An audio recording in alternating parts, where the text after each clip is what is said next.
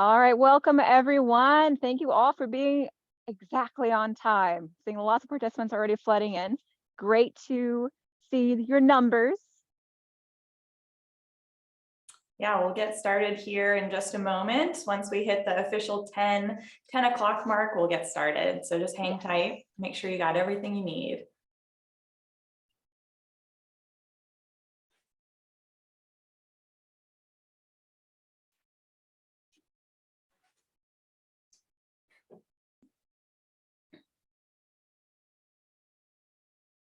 All right, looks like according to my clock, it's 10 o'clock and our participant stream has started to form more into a trickle. So welcome everyone to this webinar, Battle the Extremes. We are gonna fight it off here today. But before we get started, I want to lay out a couple ground rules for exactly how this webinar is going to go, okay? We'll be talking it out, we'll be hashing it out, but we do occasionally want your opinion on things. So that means we're going to release some polls, and we're gonna start one right now. Maybe a couple more people come in, or maybe more than a couple more people come in. I see our number just tick up again. So we're gonna launch this poll, make sure the polls are working, because again, we're gonna wanna hear your opinion throughout. So make sure if you can right now, go and use the poll. And if you're in a classroom right now, make this a big group discussion. Get into discussions with each other about what choice you want to make. We will make sure we give you time as a class to discuss this amongst yourselves before you vote. And for this particular one, if you're in a classroom full of people, if people have been to both Big Basin and Redwoods, and say, yep, both, because you are all one class voting, okay? So just keep that in mind. We will make sure we give time for you classrooms to discuss it out. Okay. Nice. And go ahead if you can, vote in the poll. We want to make sure we get a nice range of people and we get everyone's opinions and that the polling system works, because our program uses a lot of polls. Yeah, and if you can't see the polls for any reason too, we'll share the results and kind of talk about it as a group. So don't fret, but yeah, it should be a fun program.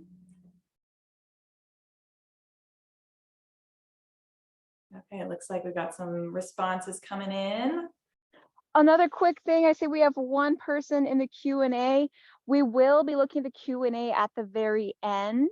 Well, we do have a time constraint on this program, so we're not going to go much past the 45-minute mark, but we will save some time at the end for questions, but we won't check questions until the end, okay? So if you have one along the way, you can put it in the Q&A if you want to, right when you have it, or you can just wait until the end. Either way works okay. But if we have a ton of Q&As, be strategic and put your question in right when we say, okay, we're done. Now let's look at what questions we have at this very end of the program. So if you want to be strategic and wait, I say it's a good call. We might also answer your question along the way anyway.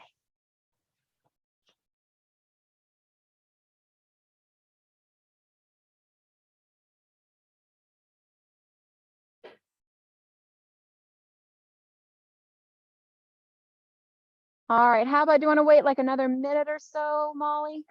Yeah. Why don't we give folks 1 more minute to answer this question? Have you ever been to Calaveras Big Trees State Park or Big Basin Redwoods State Park? And maybe you've been to both of them, maybe you've been to neither of them, or maybe you don't remember if you've been to either one.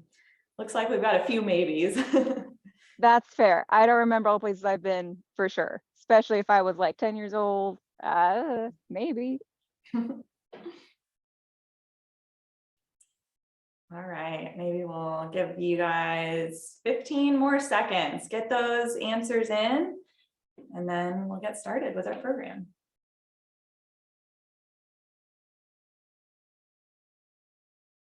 Okay, I'm going to go ahead and end the poll and share the results. And it's a pretty even distribution, wouldn't you say? Yeah, I know. Yeah. I'm surprised we got answers for everything. Some people have been to both.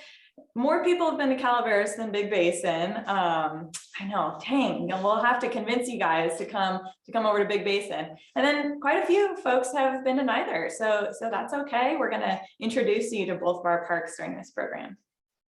Absolutely. So for those of you who just came in now, we're going to officially start the program. You didn't really miss anything. We just did a poll to kind of get a sense of who's been to both these state parks before. But my name is Lily, and I'm at Calaveras Big Trees State Park.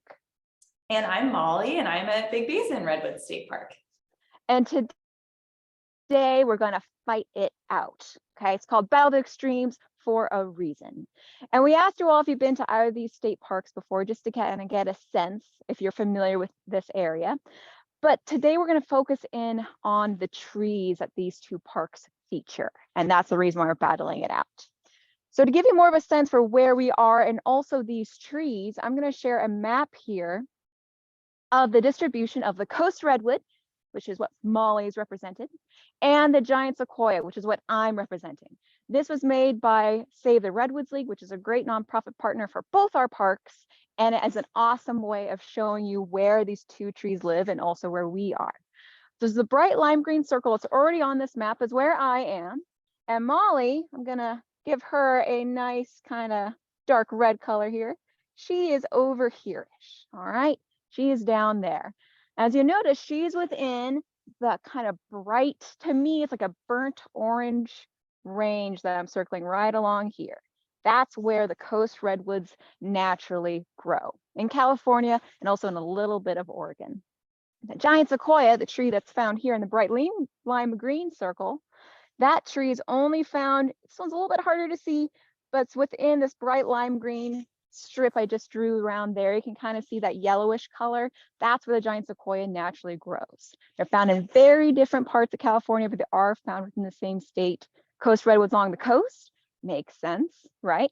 And the giant sequoia, if you've noticed, I circled a strip that's by the Sierra Nevada mountains. I'm in technically the foothills of Sierra Nevada. That's why you see some snow in the background here. We are in the mountains. We got some snow just last week. So let's say you wanted to go to both of these parks in one day. How long would that take you?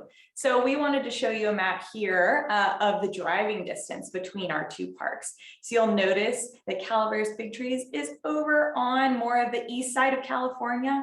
And like Lily said, Big Basin Redwoods is closer to the coast. So it'd take you about just under 4 hours without traffic to drive between our two parks. So start planning your trip now. We hope to see you in the future. Absolutely. But we just mentioned we have these two cool trees. They're very interesting. Why are we battling? Well, they're actually basically siblings. They're very closely related to each other. They're within what's called the redwood subfamily. So they are very closely related to each other. Yeah, and if you have any siblings at home or maybe some cousins, you know that sometimes siblings get compared to each other. And I think today we're going to figure out who is going to come out on top of this battle of these extreme siblings. So maybe you have already heard giant sequoia and coast redwood. Maybe you haven't. Either way, that's okay. We just want to get your very first impressions before we duke it out, just to see if we happen to influence you at the end. So we're launching this other poll here. And again, if you missed it, we are going to be using pretty much all polls here today. We're not going to be using the raised hand buttons, and we will be using the Q&A, but only at the very end. So if you want to have your input, use the polls. Who thinks the giant sequoia is better versus who thinks the coast redwood is better? Vote it out now. And if you're in classrooms, we mentioned this early on, but if you missed it, if you're in classrooms, we want you to discuss it as a class right now. Figure it out, do some voting, raise your hands, do a tally. And then once you come to whatever majority says, vote for that in this poll here, okay? We understand maybe not all of you on individual devices. That's okay.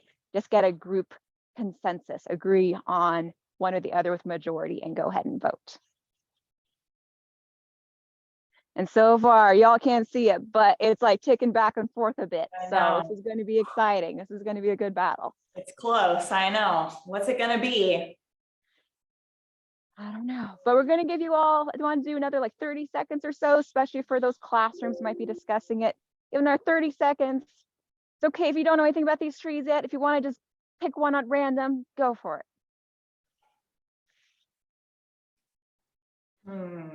Oh, and if you can't vote right now using the poll, that's okay. You can have vote in your mind. Yeah, which tree is the most extreme? Giant sequoia, coast redwood? What's it gonna be, folks? All right, should we wrap up this poll, Lily? Let's wrap up this poll. All right, I'm going to end it here and I'm going to share the results. And first impressions, people already say giant sequoia is better. I don't know, man. 68% of you, 15 out of 22 says 68 or says giant sequoia. Coast redwood 36%. 8 of you say is more extreme. So, oh man, well, that's okay. We haven't done our program yet, so I think I have a chance to prove my case that redwoods are the most extreme. yeah, potentially. But let me first lay down my argument for why the giant sequoia is most extreme, okay? You might have noticed I'm at Calaveras Big Trees State Park. If you haven't caught that yet, our Zoom names say what park we're at, okay? So if you get a little confused, you can just look down at our Zoom names. I'm also representing the tree that's called the giant sequoia. Hence, these trees are big. They're huge. They're actually the biggest individual tree to have ever lived. And here's the thing about trees. Trees can get a whole lot bigger than animals, like way bigger. Think about the blue whale. That's the biggest animal known so far. Dinosaurs, none of those guys, no one's been found to be bigger than a blue whale.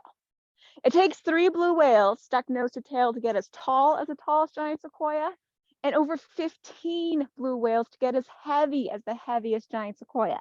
These are massive trees. And this behind me here, we can see stairs and there's like some snow on top there. This is actually the remains of a stump of what was the biggest tree in this grove. Now, unfortunately, it is a bit of a sad story because it is a stump and not a living tree. And we will walk on top of it in just a second, but I want to give you some background here. This stump was called the Discovery Tree. And it was the first one to spark national and international interest in giant sequoias.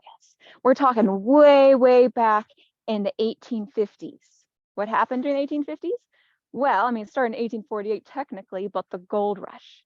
The Miwok and the Washoe, the Native Americans here who've been living here for thousands and thousands of years, coming seasonally, knowing about the giant sequoias. But when the gold rush happened and more people came to California, they were looking for gold, but they had to have a support group. So while gold was found further down the mountain, a place called Columbia, people came up the mountain to look for water and trees and animals to support the gold miners down there. And those are the people that stumbled across this tree. And those are the people that told the whole world, hey, these ginormous trees exist and they're pretty cool. Problem was, with really cool things comes an idea to maybe make some money off of it. And we're talking 1853 specifically. 1853, it was really hard to get out to California, especially hard to, once you get here, actually get up into the mountains. There were no easy roads up here. If you took a boat to get to California, that would take ages anyway. No vehicles. So it was really hard to get here. What was easier is to cut down this tree and bring it to people. So that's what some folks did. It took 3 weeks to cut down this tree, but they were determined to cut it down, ship it to places like New York, London, and Paris, and have people pay money to see chunks of this ginormous tree. Now, karma, I think, they didn't make a whole lot of money off of the chunks of this tree. So that's good. But the good thing is, we also still have this stump here. So people can still see exactly how big across these trees can get. Now, I'm going to walk around the stump here. I'm not going to go super fast because it's kind of icy this morning, but you can get a sense for just how huge this tree was when it was still alive. So right now, you're on one edge, as close as I could get, and I'm on the other, and we're about 25 feet across from each other. 25 feet. Now, this tree not only was cut down, but its bark was stripped away from it. And the bark of a giant sequoia can be 2 feet thick. That's the length of my arm. So you can add another 4 feet, because it's 2 feet on either side, to this, and you get about 29 feet across. That's huge. Now, in terms of height, they can be up to 300 feet tall. And if you add that 30-ish with that 300-ish, has a big old volume of a tree, that's how you get the biggest individual tree ever. Huge. Now, the very biggest tree It's not found in this park. It's found in another park called Sequoia Kings Canyon National Park, and it's called the General Sherman. And it's 37 feet across. This is about 25. Imagine another 10 or so feet across, and you get just how huge a General Sherman is. So I don't know, Molly, but being really big, that's pretty extreme, and that's pretty cool. You know, you're right, Lily. I mean, biggest individual tree, that's crazy. That is pretty extreme. But, you know, I want to take a moment here to kind of hype up the coast redwood, right? So if we were to take a look at one of our average trees at Big Basin, I took a video of it just yesterday, and let's just, you know, give it a look, up and down look, as if we were at this park all together, right? So you'll notice some pretty cool bark, right? Got lots of green tufts, and this video's not done yet. It's still going. Oh, are we done yet? No. Oh my goodness. That's one tall tree, right? And if we look at the top of this tree, you'll notice that it's broken off. And so that means at one point this tree was even taller. And again, this is just one of our average trees at Big Basin Redwoods State Park, not even the tallest tree we have, which is close to 300 feet. That's crazy. So redwoods are actually the tallest living thing. So if we even ignore trees just in general, I mean, Lily was saying she's the biggest individual tree. Well, redwoods are the tallest thing on the planet. So if that video wasn't enough to convince you, I've got a nice little chart here. So let's just kind of orient ourselves first. And I want you to look at this very, very tiny dot, right? That tiny dot is an average size human, right? So a little taller than me, maybe about 6 feet tall, which is, you know, maybe the size of a basketball player, someone you might look at and go, wow, they're tall. And right next to that tiny dot is a giraffe, the tallest animal on the planet. And both of those things are dwarfed by the rest of these things on this chart. So let's kind of just take a look and orient ourselves to what's going on here. So we've got a tree here, an oak tree, which is pretty big. We've got, holy cow, a space shuttle. If we were to stand a space shuttle from end to nose, that's pretty tall, right? We've got some other trees here. We'll keep going because we're not at the end yet, right? Oh, look, what's here? The giant sequoia. Pretty big, but is it the tallest thing on this chart? No, it's not. Big Ben is even next to that. So if any of you have traveled across the ocean over to England and seen Big Ben, it is an incredibly tall building, kind of like our skyscrapers here in the United States. And that's not even it, right? If we keep going past this tree, a mountain ash tree that's common in Europe, we've got the coast redwood.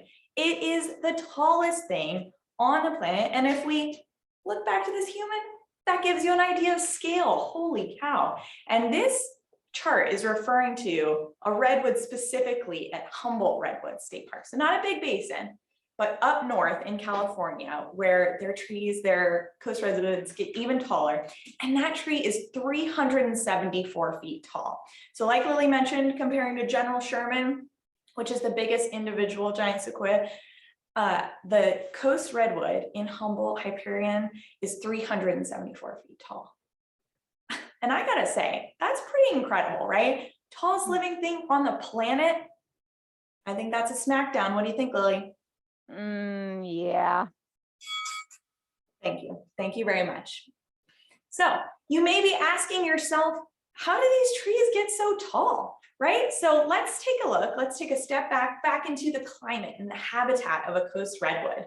And so in our area, Big Basin Redwoods State Park, throughout the year, we've got lots of precipitation, right? We're getting our umbrellas out, our rain jackets for most of the year because we've got lots of rain. And that rain soaks into the ground and helps these redwoods soak all that moisture and continue growing, right? Water is one of the main things they need to survive, and we've got lots of it here. And then even in the summertime, when it's a little drier, there's not as much rain, we've got a lot of what you see behind me, fog, right? And that fog drifts in from the ocean right along the coast, because that's where all our redwoods grow, right? And that fog gets absorbed into the needles of the redwood all throughout the trunk. And as it's absorbing that fog, it creates its own little rainstorm. So if there's enough fog, the needles condense that water and it starts raining just under a redwood. And you can see behind me how much stuff is growing underneath the redwood. So it's not only cool for the redwood to create their own rainstorm, but all the things around it benefit as well. And then so beyond the lots of rain and the fog, we've also got a really nice climate here. So I don't know if any of you are looking at Lillie's background and going, Burr, that looks a little cold, right? I don't want to wear that many layers. We've got pretty nice climate here on the coast. We're never too hot, we're never too cold. We're a temperate climate right in the middle. It's kind of like a Goldilocks situation, best of both worlds, right? And all of those things help redwoods grow really, really, really, really, really, really, really, really, really tall. So what about you, Lillie? Well, I mean, that's cool. Makes its own climate, you know, allows it to grow, good environment. That's great.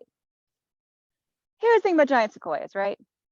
They grow really, really big. You mentioned the house for your tree. Ours is a little bit different, okay? So these giant sequoias, they need everything a plant needs to grow. Of course, they need the water. For us, it's often, you know, as snow. They need sun. They need some air. They need lots of good space, good soil, all that stuff. You know that, and they grow. They can grow pretty quickly. And then they can keep growing. And they can keep growing. And they can keep on growing for 3,200 years. That's the oldest giant sequoia found so far.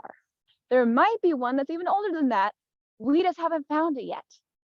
So that means the very oldest giant sequoia germinated, which means it started growing from its seed during the Egyptian Empire. Okay? We think about that as ancient history, but this oldest giant sequoia seed started growing during the end of that incredible ancient empire. And it's still living and growing through the Romans and the Vikings and the Renaissance era when all the sculptures and paintings were created. And it's still living and growing today. So how can they get to be so huge? Well, they just don't stop growing for 3,000 years plus. And not only that, but this stump behind me here, it was cut down at 1,244 years. Imagine how big it could have been if it had another 2,000 years to grow. This was growing super fast and it could have kept on going. Now, I do want to ask you, Molly, how old can your trees get? Well, they get pretty old, right? Older than a lot of trees. But coast redwoods are closer to the 2,000 range, 2,500. So not quite as long. Mm-hmm. I believe that's a smackdown right there. Dang it. I think you're right. Dang. Well, that might be a smackdown. You're right. But what happened to all those trees, Lillie? What was going on? Well, okay, yeah. So this tree, it was cut down. I will admit there. And it was cut down because it was so huge. And that's kind of a pro-con here. This area has been a source of tourism for a very, very long time. Ever since it was cut down in 1853, in fact, which does make at least some people think this area the oldest running tourist attraction in California, which is, you know, a claim to fame is kind of interesting. But it does mean that trees were cut down for the sake of tourism. Now, this tree behind me wasn't necessarily for tourism per se, but it was to try to make some money off of it, right? And it did, in fact, bring in more people to this area to check out these trees. So we have this lithograph here, which is actually pretty cool. This is a drawing of a grand ball that happened on top of this stump here. Can tell from the ball gowns, right? This has to be like 1860s or something along those lines. So this was a really well-known spot for a very long time. And because of that, there was a bit more destruction. And I'm going to be completely frank here. I'm going to tell you all the different examples of the trees that were destroyed for the sake of either tourism or money. And it was because these trees are so huge and so fascinating to people. This is another example of a tree that was damaged in some way because of of the new settlers, I should say, interest in these trees. This is called the mother of the forest. Now, the mother of the forest, unfortunately, had her bark stripped away from her to again be reassembled in museums, exhibit halls, and things like that. And the bark of a tree is basically your skin. It protects the tree just like how your skin protects you. So if you strip away the bark of the tree is going to die. And she definitely died very soon after her bark was stripped away from her. She is, though, still standing, which is pretty remarkable. And it shows how strong these trees are, that even though one can die standing upright way back in the 1850s, it's still standing today and it's still pretty sturdy today. So it just shows how strong they are. And then I actually have one last one again, just to come completely clean for what happened to these trees because of folks' interest in them. And that's this one right here. Y'all might have heard of it before, maybe have pictures with it. It's the Pioneer's Cabin tree. This particular tree wasn't carved out in the 1850s and the 1880s, so a little bit of a ways past then in terms of the timeline. But this tree had a burn scar that went pretty much all the way through the tree.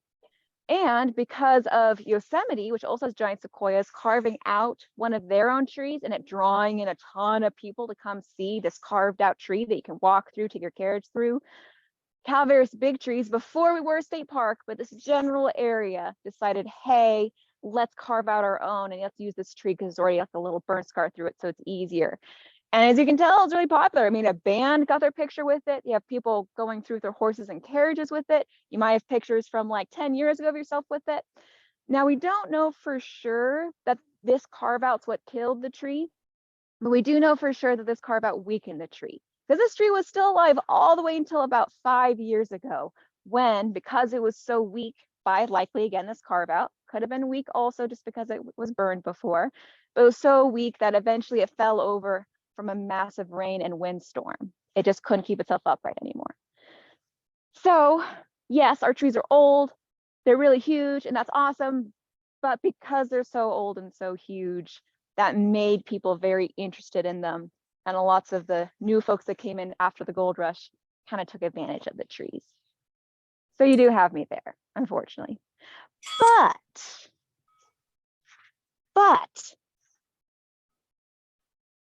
they weren't cut down so much for logging. All of the examples I just gave are for kind of money, tourism sorts of things. The nice thing about giant sequoia, they're really hard to cut down. I mentioned it took 3 weeks for folks to cut down this one. That's because there wasn't even a saw big enough to do that. They had to drill these massive holes into the tree until eventually it just fell over. Not only that, but I mentioned before, it's really hard to get up here if we're talking 1800s. Hard to get up here, hard to get stuff down. And because they're so big and so heavy, when the giant sequoias fall over, and some were logged, but when some of those logged ones fell over, they would just shatter because they were so heavy. And that doesn't make good building wood, which is what most people are looking for when they log. So what happened to your trees because they're so tall? Well, I was trying to keep that a little under wraps, Lily, but history is important to tell, right? We learn from history. So you're right. It unfortunately, in the coast redwoods, there was a ton of logging. And as the new settlers came over to the coast of California, where that nice temperate climate was, not only the trees liked that, but the humans did too. And when they settled there, they needed those building materials. And unlike the giant sequoia, for building, coast redwoods were actually perfect. They were disease resistant, pest resistant, and a super tall tree can produce a ton of homes. There's estimates that say an average tall redwood could make anywhere from 30 to 40 houses. That's a ton from just one tree. So those settlers would bring these giant teams of oxen with them, and they would cut down those redwoods and they would pull them over to the cities and towns that they were building so that they could have a home that was disease resistant and pest resistant and would last a super long time. So Lily's got me there. There were a ton of redwoods that were cut down for homes, and it unfortunately destroyed a lot of the trees in the forests of these species. So yeah, I think that was a very low blow. I do apologize, but truth gotta be told, right? It's true. It's true. But wait, there's something really cool I want to share about because, logging can really damage trees, right? And they're basically dead, or so we think.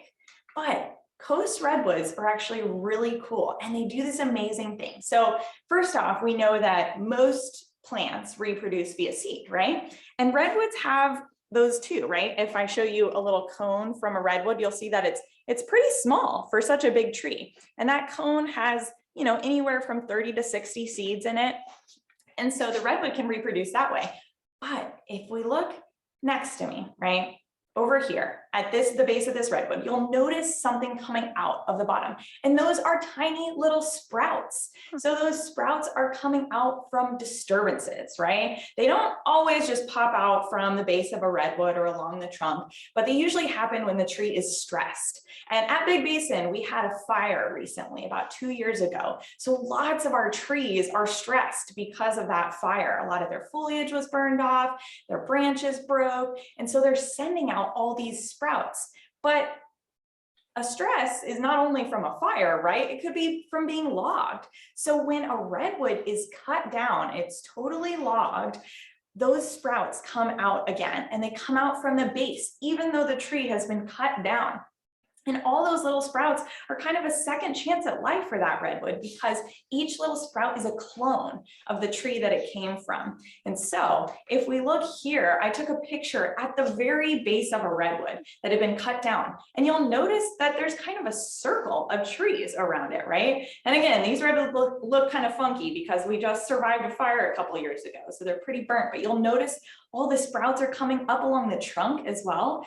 And if we look at the base of this tree, you'll see the remnants of that tree that was in the middle of them at one point. So if we imagine this was one of the trees that got logged in those early eras of people moving to the coast, all those sprouts started coming up and then became trees themselves. And if we look even from the fire, there's more sprouts. Well, it's kind of like inception of sprouts. There's sprouts on sprouts on sprouts. So the redwoods just won't die. They won't say no, which is pretty cool. I think that's almost worthy of a smackdown. Yeah, because, giant sequoias, I will say they can't do that. When this discovery tree was cut down, nothing came back from it, unfortunately. I really do wish they had that cool ability, but they just don't. This is a giant sequoia cone here. You can actually tell, if you remember what the coast redwood cone looked like, they're pretty similar to each other. I told you before, right, that they're siblings. Now I can kind of see why. Of course, the giant sequoia cone is just a little bit bigger than the coast redwood cone, but that doesn't matter too much. But you know what? These aren't the only things that really matter in the forest that they help create, right? There are other things that live here. And I know there's some pretty cool ones over at your place, right, Molly? It's true. Like, are humans the only ones hanging out in these trees? I don't know, that's pretty scary to me. I don't know if I would hoist myself up into the tallest living thing on earth, but no, humans aren't the only things hanging out in the habitat of redwoods. We've actually got something really unique. So if you were to come to Big Basin Redwoods State Park and look up at a tree like this, and maybe you had some binoculars with you, and you could take a look at the very, very top of this tree, you might see something really unique, a cool animal that most people probably wouldn't expect at the top of a redwood. And that's the marbled murrelet. So the marbled murrelet is a seabird, which you're kind of thinking to yourself, the seabird, I mean, we are close to the coast, but in a forest, what the heck is this seabird doing at the very top of a coast redwood tree instead of at the ocean?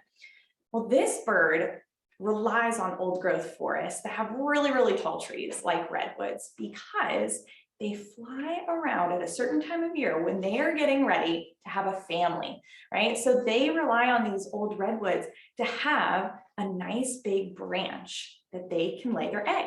So if they fly into a forest like this at Big Basin, they're looking around, they're looking for trees that have these big branches that I was talking about. And those big branches, they need them for their egg because they actually don't really make a nest. They need something that's really mossy and cozy and has a nice little dip in it that they can just kind of snuggle into, and they don't have to do anything themselves. They're not very good at picking up twigs and branches and kind of forming a nest like a lot of other birds are. They rely on that nice moss cushion for their egg. And when they lay the one egg that they have per year, an adorable little chick hatches out of it right here, and it's so well camouflaged. That's one of their great adaptations. It blends in with the moss and the bark, and that's why they look so different from their parents. They're not black and white, but they're born in the redwood forest, so they have to have the camouflage to match it. Unfortunately, though, even though they're so well camouflaged, they still are prey for some species. So birds like crows, ravens, and jays will sometimes find their nests and peck at the egg and eat the egg, or eat even the chick. And unfortunately, too, we talked about the logging didn't always stop way back in the day. There are still portions of redwoods that are logged, and that cuts down the habitat available to these marbled murrelets. So their population is endangered. And that means it's super important to protect these coast redwoods and just their awesomeness, because they provide great habitat for endangered species. What about you, Lillie? What kind of animals do you have hanging out in your giant sequoias? Any endangered species? Well, so we don't really have any endangered animals here, but actually the giant sequoia itself is endangered. And that's not really a brag or a knockdown, that's more of an unfortunate circumstance. Now, if you mentioned before, I showed you the map, their range is pretty small. So that's part of the reason why they're considered endangered.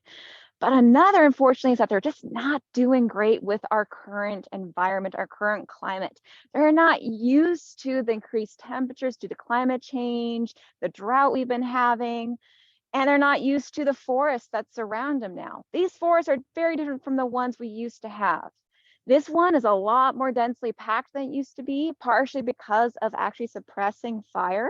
Fire used to go through here pretty frequently, and that would burn up the trees, burn up the fuel. So fire wasn't really a threat to giant sequoias. They had various adaptations to handle the smaller fires that go through because there was so little fuel. Now though, and this is like across the whole world, we got dry, we got more heat, we have more fuel because forests have been managed differently. And now the giant sequoias are really threatened from fire. And up to 19% of all giant sequoias have died recently from the fires we've had over the past couple of years.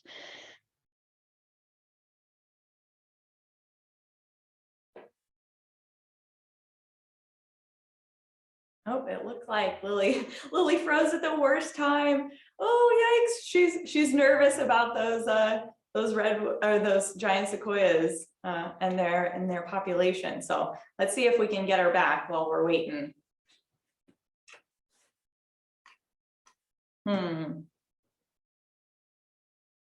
Okay, well, while we're waiting for Lillie to come back from her frozen environment and frozen Zoom, I'm going to launch a poll to see which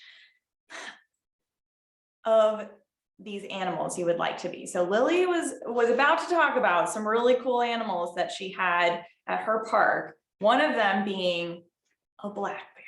So cool, right? So, oh, it looks like we lost Lillie. Okay, she's probably going to jump back in here. But like I said, we'll just launch a poll here. So would you rather be one of those black bears hanging out, trying to stay warm in Calaveras big trees, or would you rather be a marbled murrelet hanging around, flying on the coast? So I'm going to go ahead and launch that poll here. So let me do that. 1 second. Okay.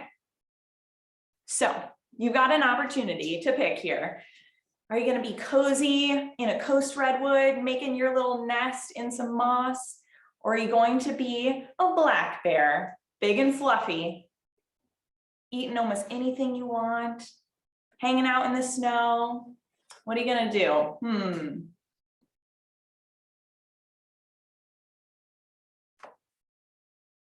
All right, we see the results coming in. And again, if you're a classroom, you can vote as a group and then click the poll answer that most of your students picked.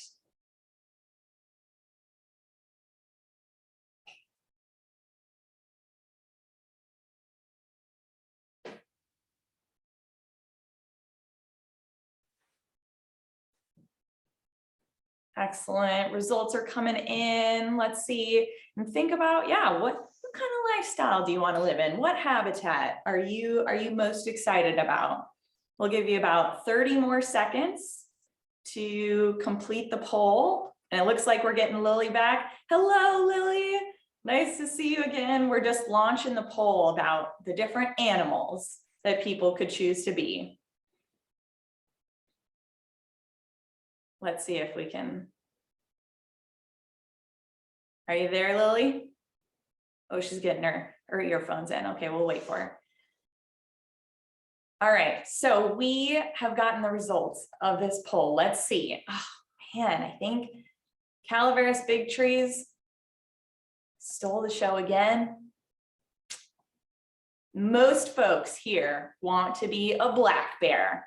So I had to give a little spiel for your black bear, Lily. Thank you. Calaveras big trees, and it looks like that didn't deter people from wanting to be a black bear. I get it. I appreciate you, just like siblings, you stood up for me even though we're fighting. So I do appreciate that. It's true. I apologize, folks. My device decided to restart in the middle of a program, which is always great. No. Don't know why, but that's okay. So yeah, we kind of talked about this, or we were just briefly, the black bears are at Calaveras big trees. Yeah. But actually at Big Basin, we don't have any black bears, which is really strange. We've got kind of a nice habitat for them here at Big Basin, right? You'd think this would be kind of prime black bear habitat, but no, we've got something else instead. We've got some trail cameras out at Big Basin, and one evening we captured this little creature. Not so little, right? This is a big mountain lion, and you can see it's active at night, hunting some potential prey items. It's got those glowing eyes. So maybe you're looking out for black bears at Big Basin, but you do have to look out for mountain lions and also some coyotes, right? These are two pictures we've captured on our trail cameras, along with a bunch of others. Gray fox, skunk, deer. So I want to give you an opportunity too, Lily, to talk about any other critters besides the black bear you've got at Calaveras big trees. Sure. So I'm going to turn my camera around here, and we're going to a little walk and then point out a couple examples of animal evidence that we have throughout here. So we have the black bears. They're pretty cool. As Molly mentioned, if you want to see a black bear, you can maybe see one if you come here. Most likely time is during the summer if you're camping, especially since you have a couple days to hang out at the park. And unfortunately, the bears are starting to realize that, you know, if they want to eat, campers tend some food. So we do ask, if you do come here and camp, you don't leave out the food. We don't want them to really associate people with food because that can cause some problems. But we also have some other pretty cool creatures here. Lots of squirrels. We also have the coyotes and the mountain lions. And we have a fair amount of woodpeckers. So I'm gonna go up to this tree here because it's a little hard to always find a woodpecker, especially in the snow. But you see all these holes along this tree? All these dark spots all along here? That's caused by our woodpeckers we have here. And I have a pretty cool video I want to show you all that I took of what's called a pileated woodpecker. They're pretty big, and you can see it whacking away at the stump here. And you can see this is a pretty big looking stump, and it's going to town on it. So we do have some pretty cool wildlife here that lives among the giant sequoias. Sometimes this wildlife actually likes to live within the giant sequoia. They really like the bark of the tree. So they do rely on the giant sequoia and the other trees that call this place home. So we told you the different animals that live here. We talked to you about the trees themselves, of course. So Molly, do you want to do like a little rundown for us so people can get an idea of what we already talked about and then maybe come up to their final conclusions for which tree is better? We're wrapping up. So you may be thinking to yourself, you know, which of these trees is the most extreme, right? We've gone over kind of both of them. So let's kind of look at a table before we give you an opportunity to make your last vote. We've got the giant sequoia and we've got the coast redwood, right? Giant sequoia is the biggest individual tree, lives longer, it was logged less. The coast redwood is the tallest living thing. It can re-sprout after being logged, and it's an important habitat for endangered species. So I think we should give folks one more opportunity to take a vote. What do you think, Lily? I think so too. Let's see if we changed anyone's minds. And Okay. also keep in mind, if you're visiting the park, what kind of animals you want to see or don't want to see. Doesn't directly have to do with the trees necessarily, but if you're pro bear, then maybe you want to go see giant sequoia. If you're like, I'm scared of bears, maybe you want to see coast redwood. Think about all the different things we talked about here today and make your votes. So far, it's like neck and neck, y'all. I just want to say. So This keep is it good. up. And again, if you're in a classroom setting, just go ahead and talk it out in the class, raise your hands and take a vote, and then majority rules, and then vote for what the majority said.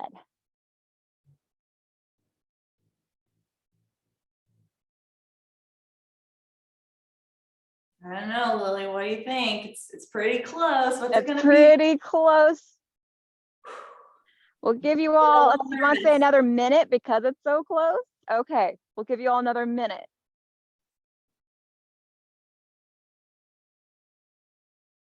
Oh, man.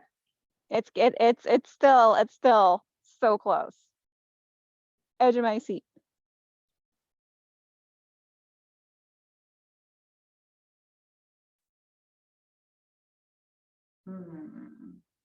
Maybe 30 more seconds. Yeah, we'll do 30 more seconds.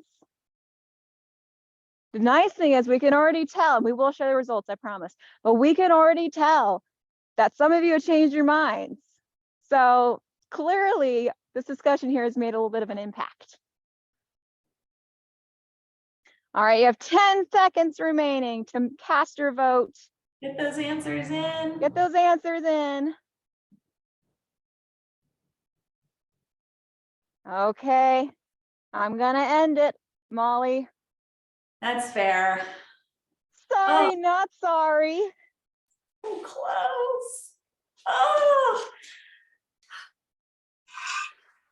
So yes, 53% of you voted for giant sequoias, 47% of you voted for coast redwoods. That's one person difference. So close. So close. But I do feel better that more people see the extremeness of the coast redwood and just how amazing they are. And that's true. Yeah, this is important, right? Is it really about the battle at the end of the day? What do you think, Lily? No, it's not. It's not. You're right. What's really important is that while we might, fight about how these trees are different, which one's better, what's most important is for people to come see these trees and check them out and realize, how cool and how important they are for the ecosystem and pretty much for the world as a whole. Yeah. And, it's places like this that were protected early on. So here at Big Basin, we had some really important folks who didn't agree with all the logging that was going on. They created groups like the Sempervirens Club. The name Sempervirens coming from the scientific name of coast redwood, Sequoia sempervirens. Sequoia meaning we're related, right? We're a little family with Sequoia, and sempervirens meaning always flourishing or always living. And that's what these people wanted. They didn't want to see the trees logged or cut down. They wanted to see them always living and always flourishing. So it's really important that we get together and stand up for what we believe in, right? And that's the real message at the end of the day, is that if you work really hard and you learn about these amazing trees and their extremeness and the animals that rely on them and the habitats they live in, you can do things to protect them too. And that's pretty cool, right, Lily? Absolutely. And I'll also say that what you do can impact others, because the coast redwoods were the first state parks. We became a state park very soon after, and we share the same nonprofit partners and folks who support us because they love all members of the redwood family, not just one or the other. So one thing you can do can actually cause ripple effects and impact others too, and that's an important thing to keep in mind. Okay? I think that deserves a round of applause. What do you think? I think so too. All right, thank you all so much for joining us. I have another thing I have to do later today, so I will need skedaddle in just a few minutes, maybe 5 or so. But that being said, if you've been holding on to your questions, put in the Q&A right now and we'll take a glance. If you don't have any questions, feel free to get going. We hope you have a great rest of your day. This is a recorded program, so if you only caught the tail end of it, if you were like, oh shoot, I meant to tell my friend Jenny about it and I totally forgot, It will be uploaded to a YouTube channel, the Port's YouTube channel, and you'll be able to view it there recorded. Okay, so don't you worry if someone missed it, or if you want to rewatch it, or you want to watch like parts of it again. Yeah, So it looks I like see. we've got one question. Yeah. Yeah. Kristen asked, are you able to climb and hang from either tree? Whoa, that would be crazy. But as you saw in one of my pictures, there were some folks hanging in climbing harnesses up high in a redwood. And if you're a scientist studying these trees, you're absolutely able to climb and hang from these trees. And that's how scientists get a lot of data about how tall a tree is, what kind of critters are living up high in the canopy, and all kinds of other cool things. So if that's something you're interested in, become a giant sequoia or coast redwood scientist, and that will be your day job, which is pretty cool. Yes, it's canopy. You can study the canopies of a tree. I see one that I'm pretty sure is directed at me. How cold is it right now? We can kind of see my breath a little bit. It's actually not too bad. I didn't check, but I think it's about 45 right now, something along those lines. Last week's when we got all the snow and the high was like 30. So I'm grateful that it's a lot warmer right now, because it was really cold doing those programs back then. We also have a question, how do trees get their pine cones? So there are just called cones. It can get a little confusing because we often label everything that has a cone as a pine cone. It's just a cone. A pine cone only comes from pine tree. So these are just cones that came from the redwood trees. And that's their version of like a fruit. So just like how fruit trees produce apples, bananas, oranges, cherries, what have you, and there are seeds inside, same goes for the cones of these trees. They produce them, there's seeds inside. And while we don't necessarily think of them as tasty food, I don't know about you, Molly, but some of the animals here love to eat these cones. I'm sure they do the same over there too. Yes. So it is also a food source. So how is just they grow them naturally to have their seeds just like a fruit tree? Yeah. So next question is, which one would win in a fire? This is an excellent question, and Yeah. actually leads perfectly into something we wanted to mention. In 2 weeks exactly, on the 28th of November, Lillie and I will be getting together again to discuss the fire adaptations between these two trees. It'll be a little bit less of a battle situation, but because both of these trees have amazing adaptations to fire, and we'll talk about that a little bit more. So I'll just plant that seed for you and encourage you to come to our next Portscast in 2 weeks, the 28th at 10 a.m. and we'll discuss that a little bit more. Mm-hmm. Okay, and then the next one looks like for me too. Did any of the old redwoods get damaged in the recent fire? So yeah, Big Basin had a huge fire 2 years ago. It burned 97% of the park within about 24 hours. Super hot and extreme, really intense. Luckily, a lot of our old redwoods survived. And that's part of the reason they did is because of those adaptations that Lillie and I will talk about, and the work of some of our natural resources and firefighters. They actually came in and raked away a lot of the burning branches that were at the base of these really big trees. And that helped protect the redwoods as well. So great question. And I'll say, if you're also talking about giant sequoias in terms of redwoods, at this particular park, we're very lucky. We haven't had a wildfire through here, and honestly too long, but that also means with the recent fires, that's good for us, because that means we haven't had a really big destructive one since 1908. So our trees are actually one of the last groves that haven't been impacted by a wildfire. Most of the ones for giant sequoias were impacted down in the southern part of their range. So in the giant sequoia Sequoia Kings Canyon area down there. How they make a tunnel through the sequoia tree.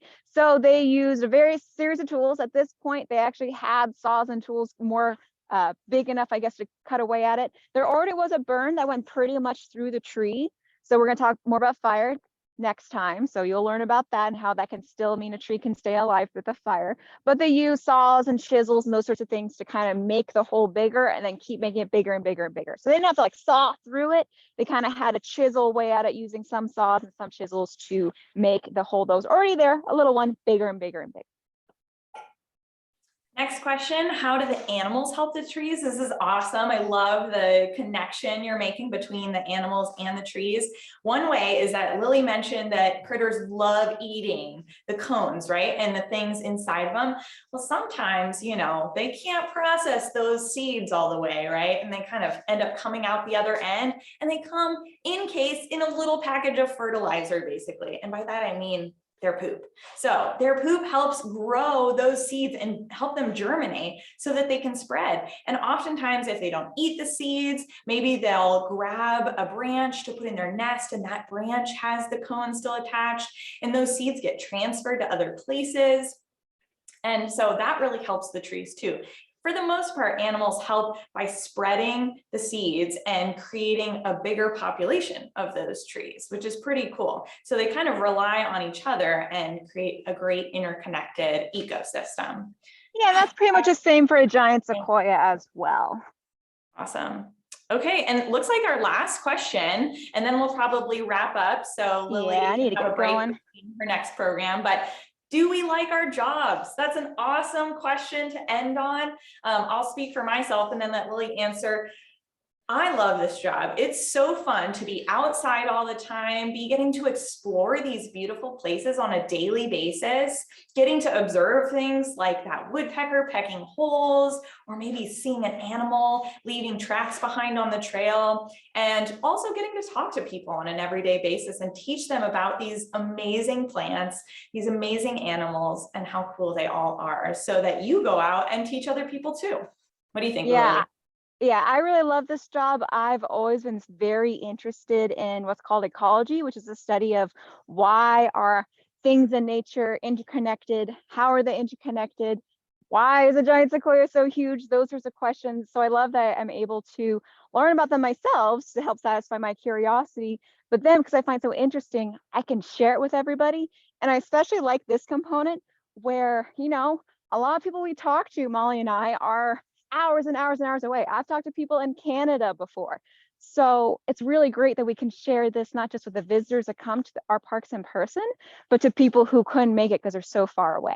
So I really love that part of it. Yeah. But I do need to get going. I actually have another program similar to this one in about 5 minutes. So do you need to go? You're very welcome, Kristen Panopio. That's great. And thank you all for sticking around. Looks like we still have some 20 participants left. Again, this was recorded, so if you want to rewatch it, if you missed a bit of it, we'll tell you where to go whenever that is posted and published. And thank you all so much. Thanks. Hope to see you Have a in good 2 day. weeks. Bye. Bye.